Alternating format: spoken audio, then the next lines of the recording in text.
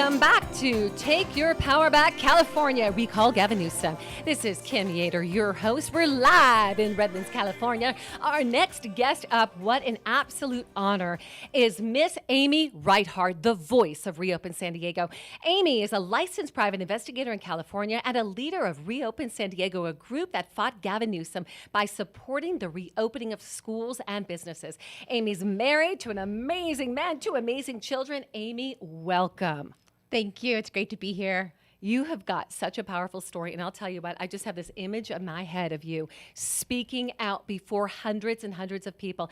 It has taken so much courage, man. And Amy, this is personal for you. Tell me a little bit about that. It is. I have two children. One is 22. He just graduated college. Woo-hoo. And I have a 10-year-old. And I watched them both struggle during these lockdowns. My 22-year-old had to spend his senior year of college completely online, which something that should have been memorable instead was in front of a screen. And it was the same for my 10-year-old. He struggled in front of screens, not being able to see his friends for months. Oh my gosh, the playgrounds were closed, the beaches were closed. It just didn't make sense. And that's when I woke up and I vowed on behalf of the mama bears of California that we were going to hold Gavin Newsom accountable. I got it. And so you've got people out there, Amy, who are saying, you know, listen, he's just doing his job, right? I mean, we've got COVID, right? We're dealing with that mess. So he's just protecting the people. What do you say about that? Well, I would say that, except for he wasn't actually doing what he said everybody else should do when he was caught at the French Laundry with a group of his 30 donors without a mask. That really showed me that it wasn't just about the science, that he was actually playing by different rules. There are groups of people showing up to your rallies, people from all over. You say these mama bears. What are their stories? Where are they at? You know, we actually just went to our San Diego County Board of Supervisors on Tuesday, and it was historic. We had 261 people from all different walks of life, Republicans, Democrats, independents, single moms, single dads, and even children testified about the impacts of these lockdowns and how it's affected our lives, and that we'll never, ever, ever allow this to happen to us ever again. And so I think that's what's really amazing, that this is a people's movement, ultimately. That truly people that had never spoken up before are now speaking out. And we're saying, enough is enough, Gavin Newsom. Yeah, come on. It is a people's movement. So let me ask you, if someone's at home today, how can they begin to take action? You know, I remember it was actually last year, and it was summer of 2020. And I remember just standing in my kitchen, and for me, I actually asked God. I'm like, God, I know I'm supposed to do something. I just don't know what. And like many people in California, we were just feeling powerless against these open shut of our businesses and our schools still being closed. And so I asked God, I'm like, I know I'm supposed to do something. I don't know what. Show me what to do. And so my first step was speaking out on Facebook, believe it or not. And that's where I found a lot of people who actually agreed with me. And that's how Reopen San Diego actually began. So one person can actually take their power back. We individually can take our power back. We as a collective, as a community, as a state, as a country can take our power back. Our voices matter. Absolutely. And that's what we've seen. And that's what's amazing about when you actually take that first step, and it is brave to actually speak out on behalf of your children and behalf of the future of California. You know what? People will follow. People will applaud you. People will join you. And this is all happening not because of one person, but because of hundreds and thousands of people in California, heck, millions who signed the recall, the historic recall. And it's amazing to be in this time of history and see it unfold. Incredible, Amy. So, Amy, if we're at home again, I want to bring it right back there. You've got that one person that's sitting there and they're like, gosh, my friends, like they don't want me to vote for to say, like everyone's saying no. My neighbors have signs on the driveway that say no. Like, how can I be the difference maker if all the people around me are saying no? I just want to encourage everybody to vote. And you actually received a ballot in the mail. What I'm going to do is I'm going to fill out that ballot and I'm going to vote yes on that recall. And then for me, I'm actually going to go to my registrar of voters and I'm going to hand it in. And I just want to encourage everybody, this is your chance. This is your voice. Please vote to recall Gavin Newsom. I want you to tell me why, Amy. Why all the yeses? Why vote yes? I get it. I see it. Not everyone knows why the importance of voting yes on this. What's the historic importance of voting yes on recall Gavin Newsom? Well, he really made himself king during all of these shutdowns. Currently, he actually has state of emergency powers still. And this is no longer March of 2020. During that time, he actually abused those state of emergency powers, and he passed over 400 laws. Some of them, actually many of them, had nothing to do with COVID.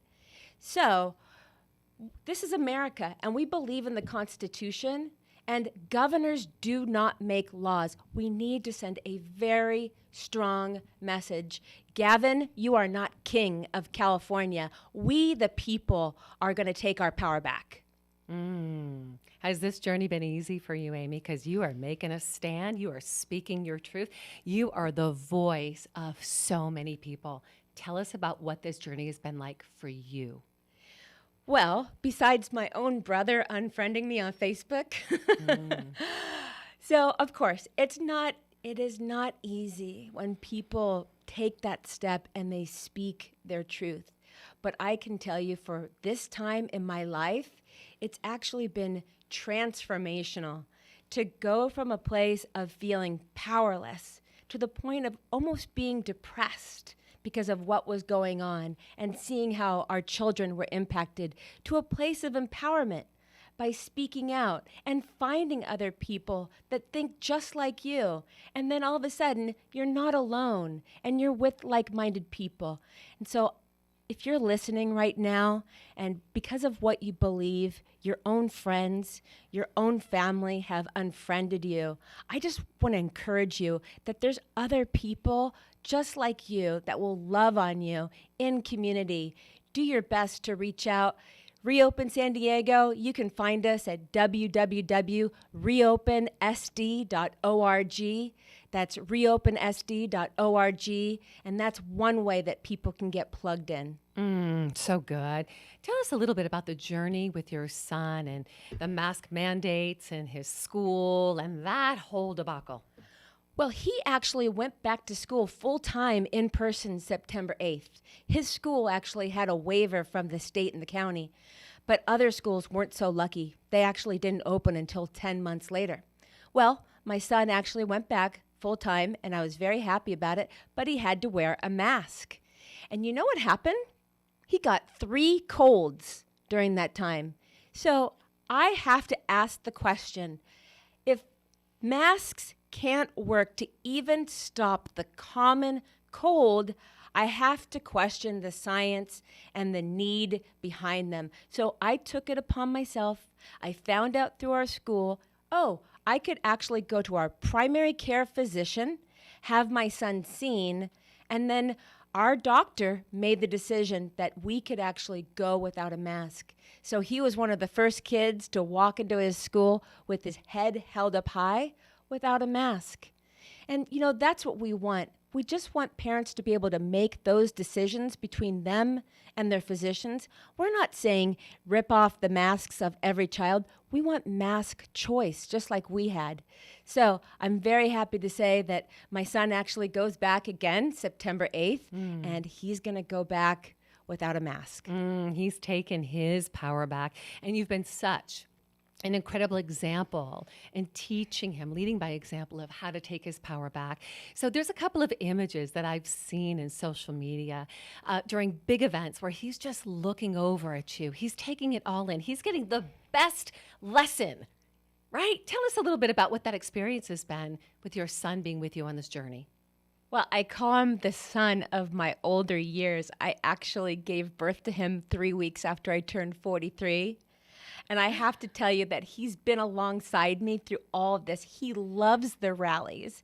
He loves going to the county government. And he was such a trooper. He actually watched the different speakers. And when I go up on stage, he jumps up there right beside me.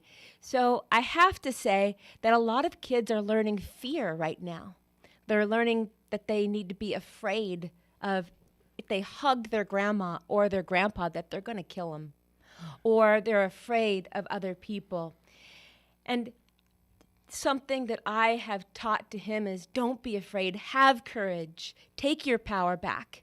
And I believe that that is the most incredible thing that we can do through this very trying time in history, that your voice matters, you can take your power back, you can make a difference, and don't be afraid to do it.